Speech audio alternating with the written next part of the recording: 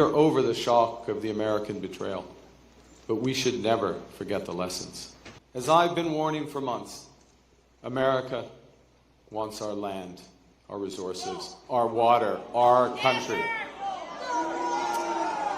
Never. But these are not idle threats. President Trump is trying to break us so that America can own us. That will never, ever happen.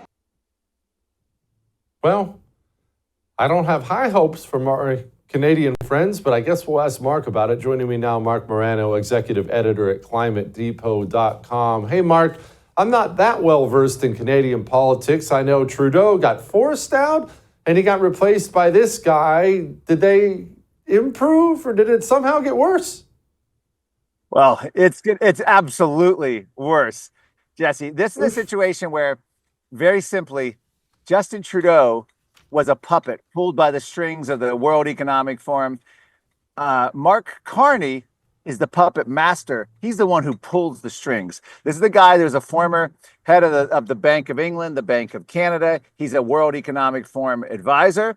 This is a man who's at the foundation of the carbon neutral banking, of ESG, of net zero. This is a man who not only knows where the bodies are buried, Mark Carney, but he helped bury the bodies. So this is orders of magnitude much more significant and worse for Canada than anything named Justin Trudeau. Okay, speaking of the climate nutters stuff, here he was, for anyone who doubts what Mark just said. Skepticism about ESG labels or sustainable labels. And that, again, is one of the reasons we're having this ruthless, relentless focus on net zero, because in the end, look, we can't stabilize the climate unless we get to net zero. And it's a simple, these are hard numbers. Your emissions are either A or B, they're going up or down. And if they're going down, are they going down consistent with the science? We anchor it in the science, the same science the UN and others use for the 1.5 degree objectives. Mark, how much of Canada's economy is banking on oil and gas?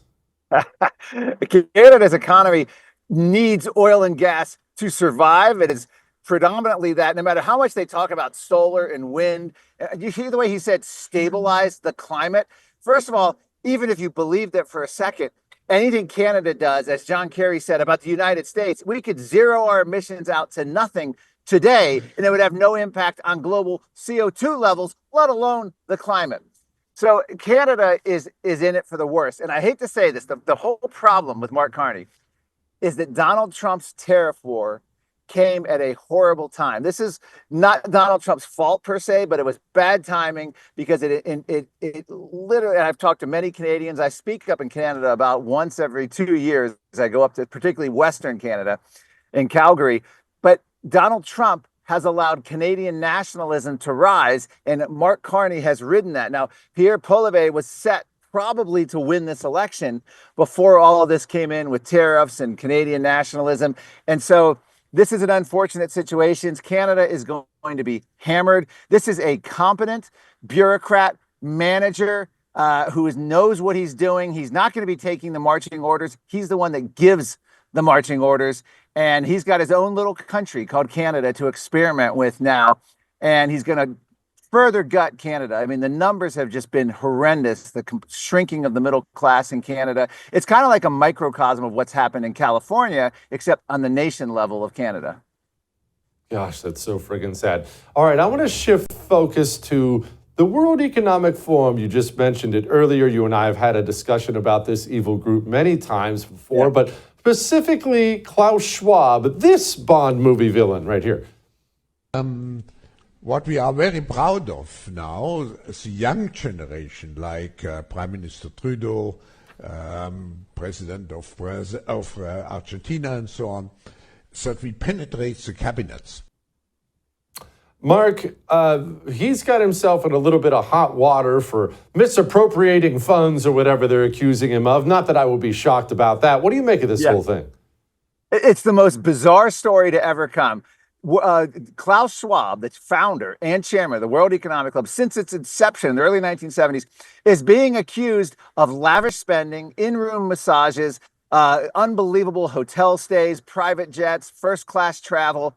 And this is a scandal. And this is what allegedly a whistleblower said. This is going on behind the scenes of the World Economic Forum. My first thought, Jesse, is that's been going in front of the scenes at the World Economic Forum for decades. Every Davos meeting has been private jets, yachts, Hollywood celebrities, billionaire class, corporations, all living it up, Wagyu beef, the most exquisite food, exquisite travel. And somehow we're shocked that this was happening behind the scenes. And we're told, well, he was using company funds. It's his company that he founded. This somehow smacks of the Governor Cuomo in New York. Remember, he was the favorite of the liberals. And then all of a sudden, oh, there's a allegation of sexual harassment. He has to go. And every establishment organization, liberal, all went. It's almost like there's some other reason. The reason could be is that they need a new face. The new face, unfortunately, is the Nestle chairman, CEO, and he's pretty frightening too. He's another one of these competent, quiet technocrats. Doesn't do a lot of media interviews, but his whole goal is, he says water is not a right. You'll drink nothing and you'll be happy, or you'll dehydrate.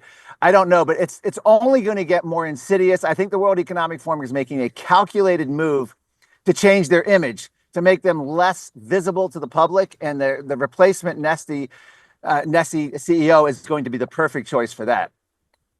Yeah, the first time I saw this story, when I read the allegations, I thought the exact same thing you just said, Mark. I thought, well, I mean, that's the whole nonprofit world, certainly on the left-wing side and some on the right-wing side as well. You use the organization to fund your lifestyle so you can live like the rich and famous off of the backs of somebody else. That's not a scandal, so it reeks to me of something else. Not that communists knifing each other in the back for power would be anything big, but that's the first thing I thought, too. Yeah, and that's all that's happening. They're forcing him now. Klaus Schwab is 88 years old, but they're forcing him out. He's not happy about this. He's worried about his reputation. Now, again, Klaus Schwab, of course, is the guy that came up with the entire Great Reset agenda, the entire globalist agenda, the entire idea of, you don't have companies answer to the profit margin. You're going to answer to social justice and DEI related woke metrics. This is where the whole BlackRock and Larry Fink have been adherents to this.